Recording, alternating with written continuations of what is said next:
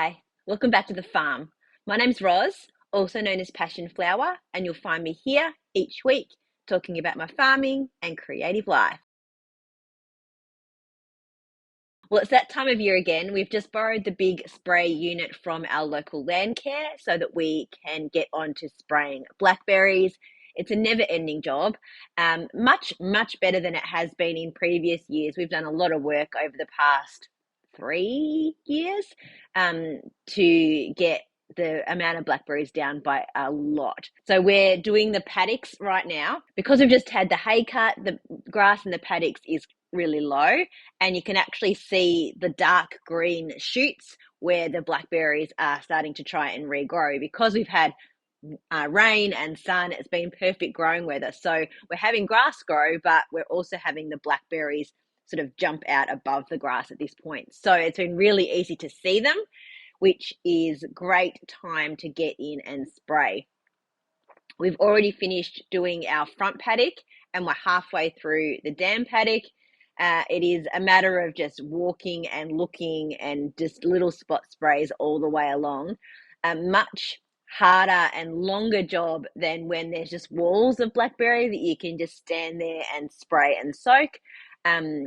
But I think this is going to be a really good season for us in terms of really cleaning up the paddocks while the blackberries are really little, because it means at the moment there's no flowers or fruit on any of those. So we're not going to be having the fruit drop and more grow. If we can spray and get rid of the majority of it, hopefully it will really reduce what we've got in our paddocks, making it even better for hay for the end of this year or for next season's hay. We've had some really hot days now, although we're getting a little bit of rain right now. Always a bit of everything, really.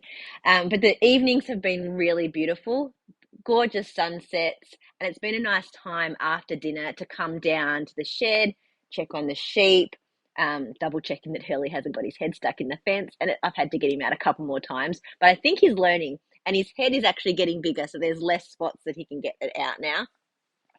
I spend some time refilling their water and just watching the kangaroos come out of the paddock. It's just a really nice time to be out and just enjoying the fresh air for a little bit, especially after being in the office at my new job. I haven't done any more dyeing this week, but I have finished rescanning all of the stuff that I dyed last week. So I'll show you what I dyed last week, because there were a few of those different experimental last of the powder batches that I can show you that are a little bit different. First, the repeatable colorways that I dyed up last week. So I did some more Grey Clouds Gather,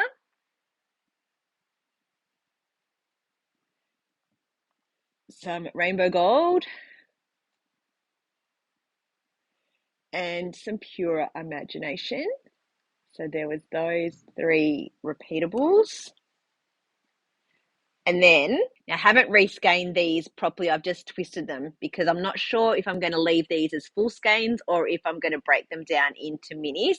So these are 2 of the end of my dye powder batches that I did. You can see there's lots of different speckles and colors and quite different to what I normally dye, but quite a lot of fun. So I have 2 of those, and then I have these 2 in a yellowy green, some speckles of black.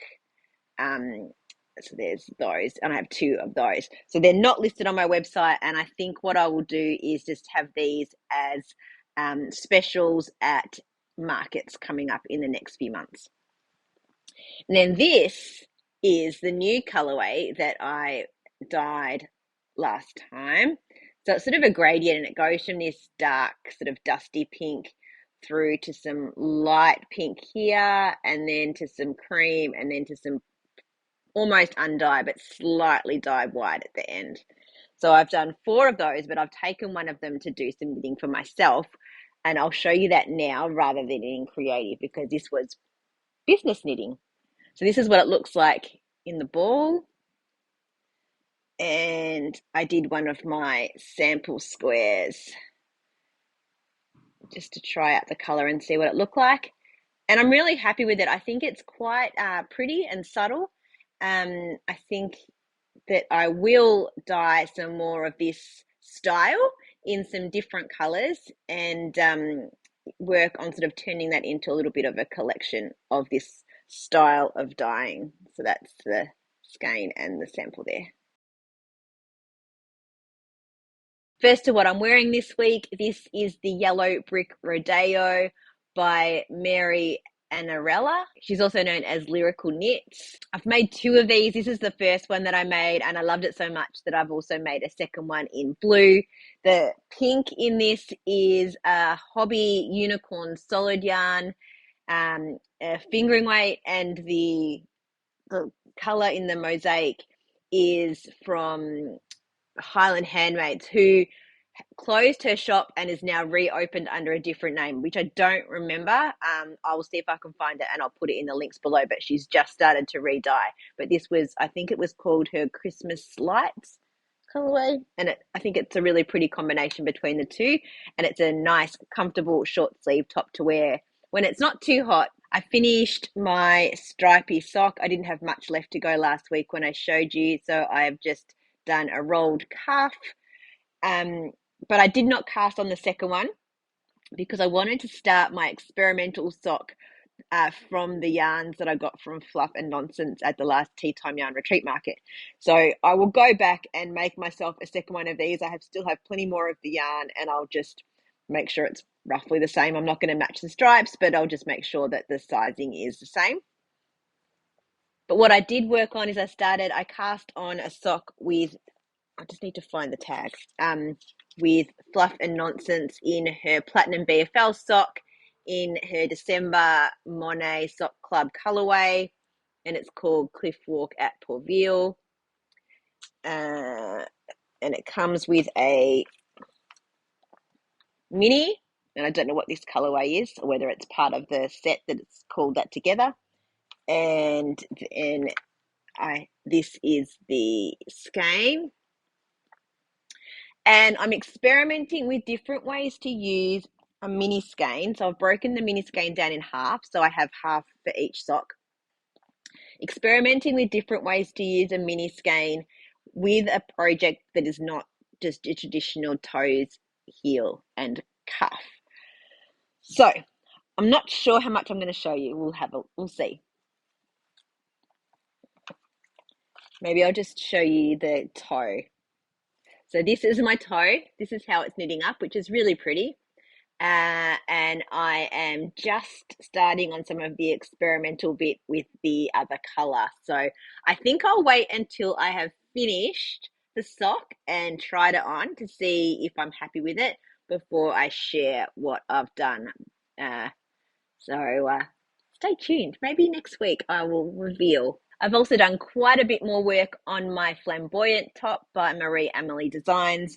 I have attached the third ball of yarn. This is my 5-ply. And again, I will talk about this particular base when I start stocking it in my shop, which I think will be soon. I'm going to place an order because I really do like the way that it knits up and how it takes the color and how it's looking in this garment. So I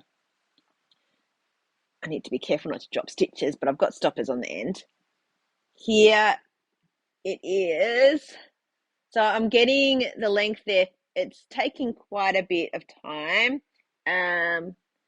Let's see, I've done, since I added the new color, I've done maybe 10 centimeters.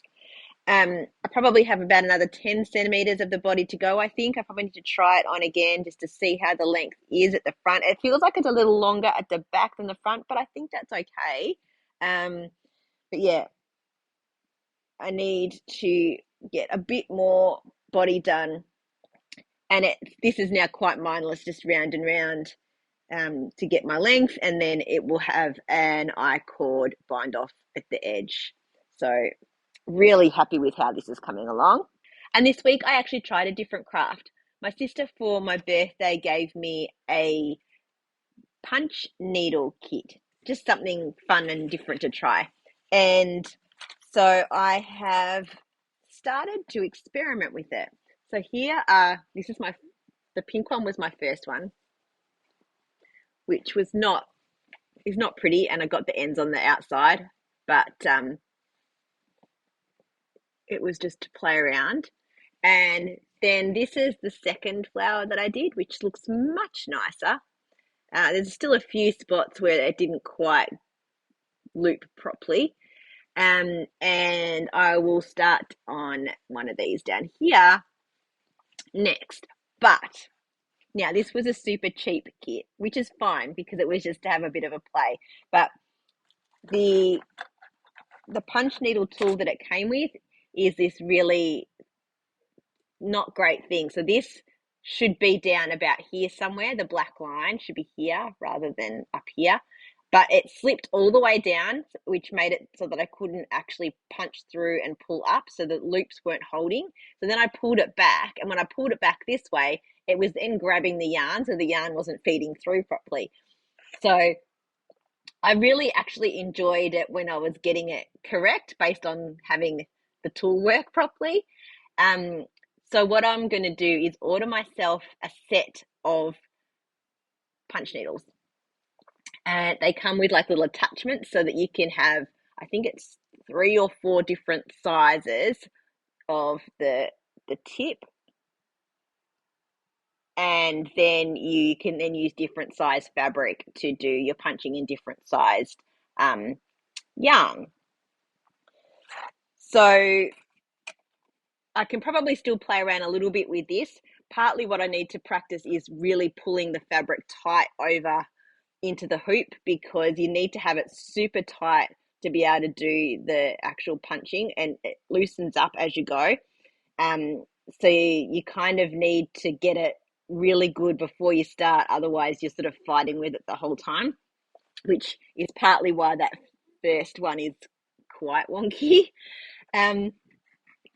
But yeah, I had a really good time doing it. It's something quite different to do. It feels quite creative. It's kind of like colouring in on fabric, because you just punch down through, lift up, slide it a little bit, punch down through, lift up, slide, and up and down. So it's kind of like what a sewing needle does, but you're doing it with your hand. And yeah, it's quite rhythmic and fun, and it's like colouring in. So I'm thinking that I could potentially use some of my scrap yarn, bits and pieces that I've used for tying things off, that have ended up with dye on them and all that, and actually try and incorporate them into some designs. So I'm going to have a play around, but I need to get the proper tool so that I can get it working properly and much easier to use. But what I did discover, which is kind of a nice thing, I guess, is so there was this one. Look, see how big, it's a nice huge one. This has been in a sewing box that was with my nana's things, which I decided to keep when she passed away. And it's now I know what it is. It's a punch needle tool, and I did not know that that's what it was, but I kept it, and I assumed that it was actually my pa's, because he did a lot of like latch hooking and weaving of wool through to make pictures and things like that. So I'm assuming that this was his punch needle tool. I never saw him do any punch needling, but yeah. So I have this vintage one, and I'm going to buy myself a set of brand new ones. I'm not sure how long they're going to take to get here, but I'm going to place the order for that today. Well, that's it for another week. Thanks for spending some time with me. If you're enjoying these videos, please give me a thumbs up and subscribe to my channel. I look forward to seeing you next week on the farm. Bye.